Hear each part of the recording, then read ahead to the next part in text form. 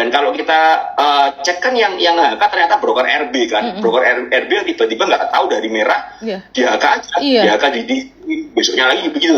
Ketika broker RB-nya hilang ya imasnya jadi ARB seperti sekarang. Nah ini yang problem kan, kita nggak pernah ngerti kapan mainannya selesai. Kayak Sahamil kan juga begitu, tiba-tiba nggak pakai broker YP, HK aja mereka HK terus ke atas, pokoknya disikat ke atas terus, nggak ada apa-apa, di spike terus ke atas. Nah ini kan apa ya, menurut saya nggak terlalu bisa kita ikutin karena ya seperti kita bilang nggak ada akunnya. Ya mungkin kalau kayak saya scalper mungkin masih bisa, tapi kalau orang-orang yang swing ya mungkin bingung ini entry-nya di mana. Karena nggak ada dasarnya kan. Ini tiba-tiba chartnya aja kalau kita lihat kayak IMAS aja chartnya udah nggak karu-karuan, bisa naik terus, rally terus ya. Ya itu yang terjadi. Jadi ya udah kita harus menyadari juga kalau memang likuiditasnya sepi ya. Tadi yang seperti Mas Putih juga bilang ya, kita harus menurunkan size atau malah memang break dulu aja sambil melihat mana yang berpotensi, sehingga nanti ketika marketnya recover kita nggak rusak psikologis dan nggak kehilangan dana dalam jumlah besar. Kan seperti itu. Iya benar. Nah kalau menurut Mas Bekti ini market yang tipis ini setuju nggak sama Om Ben bahwa dana itu sebagian karena market kita istilahnya potensial profitnya itu lebih kecil daripada tahun-tahun sebelumnya pada pindah nih ke market lain, atau memang dana ini sebagian dana orang yang dulunya cuan gede kemakan di kripto, kemakan di robot, jadi ya duit yang beredar buat trading tinggal segini-gini aja.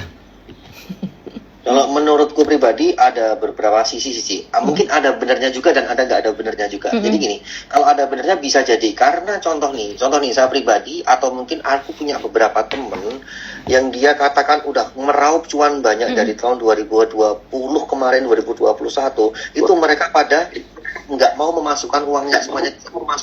Saya sendiri punya pengalaman buruk di masa lalu.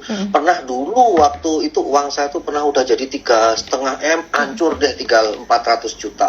Udah pernah jadi 10-an M, tinggal 1,8 M. Aku ngalamin pribadi kayak gitu.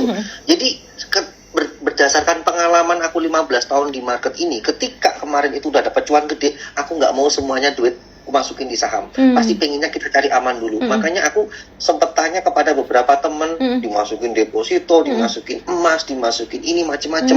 Jadi melihat market yang sepi, mereka udah bisa belajar pengalaman dari sebelum-sebelumnya. Jadi kalau memang market sekarang sepi, menurut saya ya ada unsurnya wajar juga. Kemudian yang kedua, melihat kondisi saat ini memang tipis banget juga market ini. Kalau kita mau masuk dulu 2021 itu omset juga gila-gilaan, omset sekuritas gede banget. Sekarang tipis semua omset sekuritas gitu.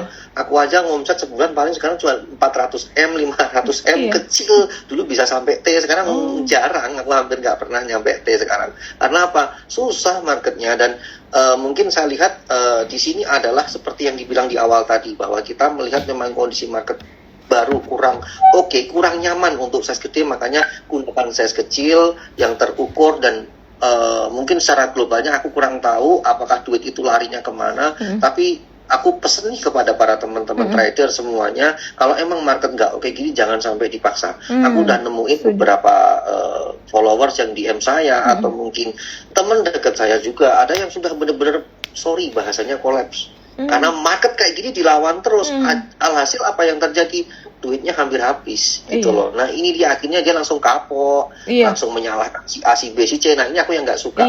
Padahal kalau kita tuh mau mengerti market, ya memang ada siklusnya market, dinamika market, kita harus tahu posisinya kapan waktunya kita untuk benar-benar gede, kapan waktunya kita benar-benar menyingkir dulu dari market gitu. Iya benar-benar. Ini kalau giliran udah pada nyangkut nanti semuanya disalahin. Ada aja, kayak kadang kita bercanda aja dibilang ngejek, padahal kita bercanda gitu loh, disalahin juga. Iya, terus kalau M-nya gimana? Apa market dana ini tipis nih kemana ya larinya? Benar nggak? Tapi ya make sense juga sih. Kalau menurutku bukan karena kripto ya Ci ya, justru berdasarkan historikal ya. Biasanya mungkin di dalam waktu jangka pendek ya, kripto dengan saham itu bisa berbalik arah gitu. Tapi di dalam jangka waktu middle, kripto dan saham itu pergerakannya selalu searah. Benar. Jadi kalau kripto naik, ya dalam waktu jangka menengah itu saham juga ikut naik. Begitu juga kebalikannya. Nah, saat ini kan kita tahu bahwa ada hilangnya kepercayaan terhadap mata uang pemerintah.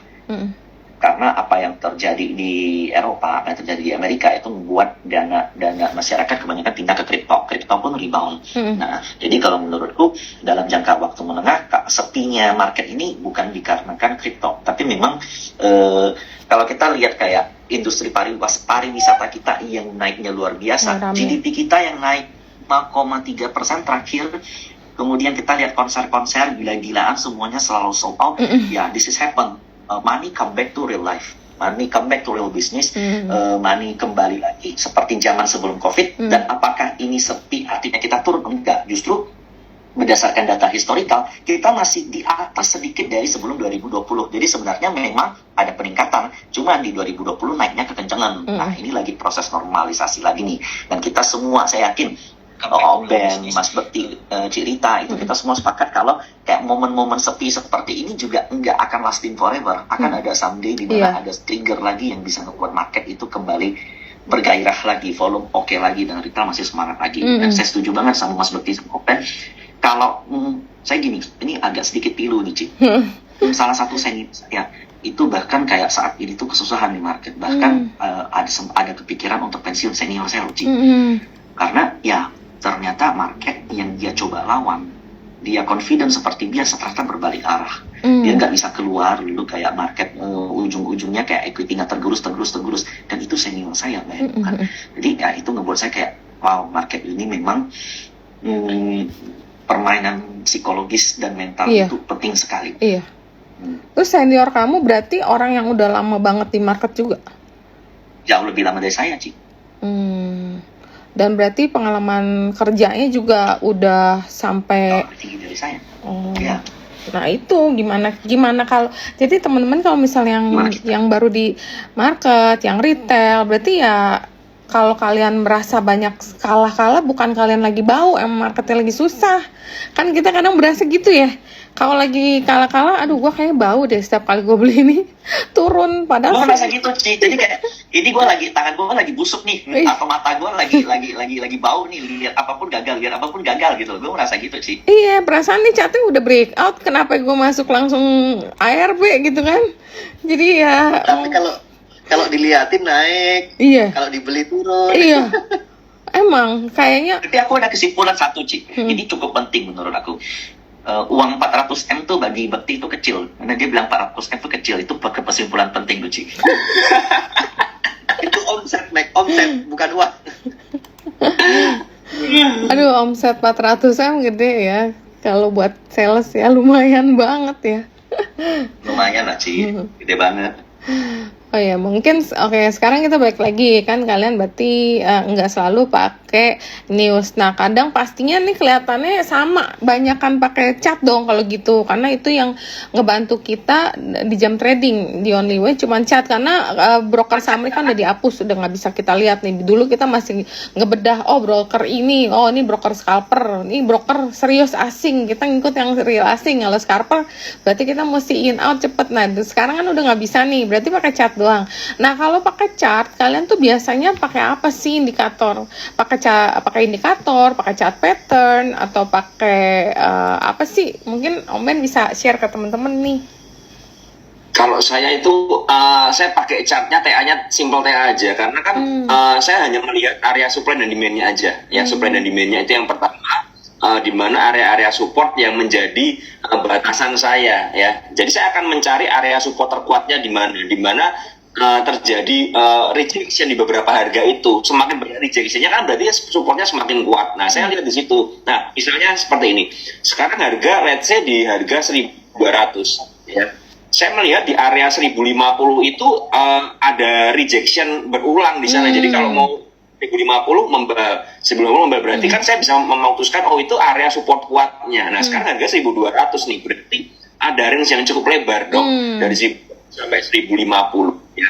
Nah, kemudian dari situ saya menentukan kalau saya mau entry berarti dan ini memang untuk main agak swing ya, berarti saya harus memperhatikan itu jedanya yang cukup lebar itu kalau mau swing. Kalau mau scalping saya biasanya bedanya di chart menitan intraday ya. Saya lihat di 5 menit atau 3 menit seperti itu, di mana area yang sama, area rejectionnya misal gorengan yang kecil ya, yang di bawah 500 misalnya di harga 190 tuh ada beberapa kali pengujian dan berhasil bertahan. Sekarang harganya 195 dan kemudian sideways ya. Nah ini biasanya saya memutuskan karena harganya udah sideways gak terlalu volatile, berarti saya bisa entry bertahap di area 195 sampai 190 tanpa resikonya besar. Karena ketika gorengan lagi volatile, kita susah melihat di mana pembatasannya, ya kan? Karena cepat banget kan, tiba-tiba di spike ke atas ya, spike ke atas langsung diguyur, ya kan, kita masuk diguyur turun lagi. Nah saya biasanya masuknya bukan ketika spike, tapi masuknya ketika sideways tersebut. Saya jujur nggak pakai indikator karena memang saya nggak terlalu paham dengan banyak indikator. Jadi saya melihat itu supply dan demand-nya. Kemudian juga volumenya, ya volumenya. Misalnya ada terjadi peningkatan volume seperti ini. Nah, kalau kita ngomong, saya kan biasanya juga pakai bid offer sama broksum. Nah, kalau saya lihat broksumnya nariknya mulai volume keluar. Ketika volume keluar ini yang terjadi apa? Apakah ada transaksi antara pembeli penjualnya, siapa yang beli, siapa yang jual? Itu yang saya perhatikan. Nah, kalau saya lihat bid offernya, nah ini problem lagi sekarang dengan marketnya yang sepi seperti ini. Terkadang bid offernya itu banyak palsunya. Iya. Ya. Benar. Mereka buat fake liquidity ya, jadi likuiditasnya sepertinya tebel tapi nggak banyak juga. Ketika kita HK banyak, biasanya malah diguyur. Karena apa? Memang nggak banyak likuiditasnya, hanya diciptakan aja bid dan offernya. Nah itu saya biasanya melihat dari dan transaksinya bagaimana, apakah ada transaksi besar atau memang pecah-pecah kecil. Nah kalau transaksi kecil, saya akan masuk dengan pecah-pecah kecil juga. Misalnya rata-rata transaksinya di bawah 500 lot, nggak mungkin saya langsung angka 1000 lot, pasti akan ketahuan. Nah, maka saya juga pecah, misalnya mau masuk 1000 atau 2000 seperti itu ya, saya masuknya mungkin 200-an dulu, 200. Jadi dengan mecah kecil seperti itu saya punya range yang cukup lebar juga. Misalnya dari 195 saya masuk 200 dulu atau 500 dulu. Nanti di 194, 93 itu saya juga pasang antrian kecil-kecil di sana. Kalau diguyur dulu kemudian rebound kan biasanya seperti itu kan. Jadi dia diem kemudian diguyur baru rebound. Yang terjadi kan di market sekarang seperti itu. Jadi itu yang saya pakai. Jadi saya menggabungkan antara TA seperti itu, baik intraday baik daily, dan saya menggabungkan antara saya melihat dulu likuiditasnya seperti apa dari bid offernya, dari transaction-nya. Itu yang saya pakai. Ya, jadi itu cara saya. Jadi saya menggabungkan antara TA dengan bid offer seperti itu, Ci. Gitu, berarti tapi kalau misalnya tadi kan Omen bilang belinya kecil-kecil 200, 300 biar lebih nggak kebaca, istilahnya nggak eye catching, ada yang masuk nyolong gede gitu kan ya. Kalau misalnya kita masuk antara 2000 kita pecah 20 random gitu tetap ketahuan ya? Biasanya kalau memang ya kalau kita berani ya masuk di satu harga ya silakan, nggak apa-apa. Tapi kan market sekarang ini kalau kita masuk satu harga kan resikonya gede gitu loh, apalagi di saham-saham gorengan ya. Walaupun kita pecah, misalnya kita masuk 2000, kita pecah 100 kali pun, kalau alokasi kita cuma 2000 doang kan sangat berisiko, Ci. Gitu kan. Dan masalah sebenarnya kalau memang kita berani aja ya, berani aja. Kemarin yang waktu Okas, jadi ini sekali lagi disclaimer ya, ini hanya contoh ya. Kemarin kan Okas kan sempat arah hampir 3 kali kan. Nah itu tiap pagi saya juga nyolongin Okas. Kalau itu begitu rame ya, saya berani angka 3.000, 5.000 begitu berani. Kalau pas rame ya, begitu pas awal rame. Nah ketika diturunin ya, ini harus sudah siap-siap buang. Kan seringnya kan begitu. Okas kan kemarin sempat ditarik dulu, kemudian dibanting dekat kuning, baru rebound lagi, baru kencang lah sampai arah. Nah itu ya sudah siap dengan resikonya. Intinya begini, kalau saya siap HK gede ya, berarti saya harus siap untuk cut loss gede juga. Nah ini penting di market sekarang, karena teman-teman kebanyakan kan siap HK gede, tapi kalau cut loss bingung akhirnya. Aduh cut loss ya, akhirnya malah ARB. Ya, nah ini yang perlu mungkin kalau kalau teman-teman nggak disiplin ya seperti itu yang terjadi. Pengennya HK gede, diturunin bingung, akhirnya ngeholdnya apa? Karena udah nggak ada analisa, udah berharap naik lagi lah. Siapa tahu mantul. Nah ini udah salah banget kalau trading seperti ini. Nah kalau nggak siap HK gede bagaimana ya, jangan gede-gede. Jadi tradinglah sesuai dengan kapasitas kita. Kalau nanti kan mikirnya begini lah, kalau saya HK kecil kan cuannya kecil. Ya memang itu kan bagian dari resiko ya, konsekuensi lah ya intinya. Kita harus siap kalau memang masuk banyak ya cuannya banyak, tapi lossnya juga banyak. Kalau masuk sedikit ya cuannya dikit tapi loss kita terukur. Nah ini yang harus kita mengerti dulu. Jadi mindsetnya harus dibenerin dulu seperti itu. Iya benar-benar. Oke menarik banget nih. Kalau Mas Bekti bisa sharing nggak tipsnya? Misalnya biasa pakai chartnya yang ngebantu untuk filter pakai apa nih? Aku jujur nih, aku chart nggak terlalu yang detail banget. Mungkin berbeda dengan yang lainnya, karena aku pribadi kadang menerapkan sebuah prinsip dalam diri saya sendiri. Pokoknya kalau aku input di berapapun itu, aku harus punya namanya trading plan dan aku harus selalu bisa membatasi resiko. Misalnya nih turun 2%-an atau mungkin 3%, udah itu harga mati, harus cut loss.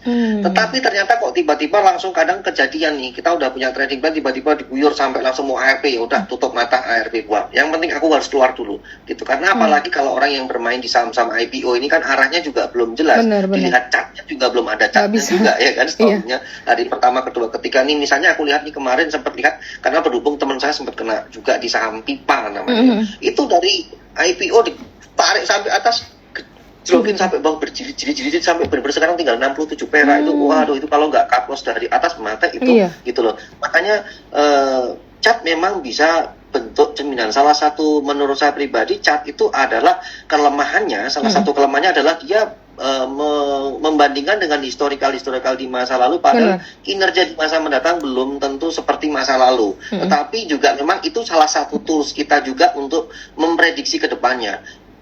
Memang ada hal-hal tertentu yang di luar nalar kita ya, mungkin semacam kayak catnya kok tiba-tiba naiknya gini, misalnya IMAS deh. IMAS itu kan bisa kayak gini terus, bisa berapa hari itu hijau terus, nggak candlenya ya sore itu hijau terus. Nah itu kalau kita teori secara teknikal, wah ini naik terus, apalagi saham-saham yang IPO atau mungkin arah itu kan candlenya udah naiknya kenceng banget. Makanya saya pribadi menerapkan lebih ke mengamati dari bid overnya, drop summary-nya, kemudian mungkin news dari newsnya. Tapi itu cuman news itu referensi seperti yang dibilang Om Ben dan Mike tadi di depan, bahwa kita nggak boleh berpatokan pada news saklek gitu, nggak bisa. Itu cuman kayak referensi untuk pertimbangan juga. Tapi ya, pada hakikatnya kalau memang kita itu mau trading di market, kita harus punya yang namanya trading plan, disiplin.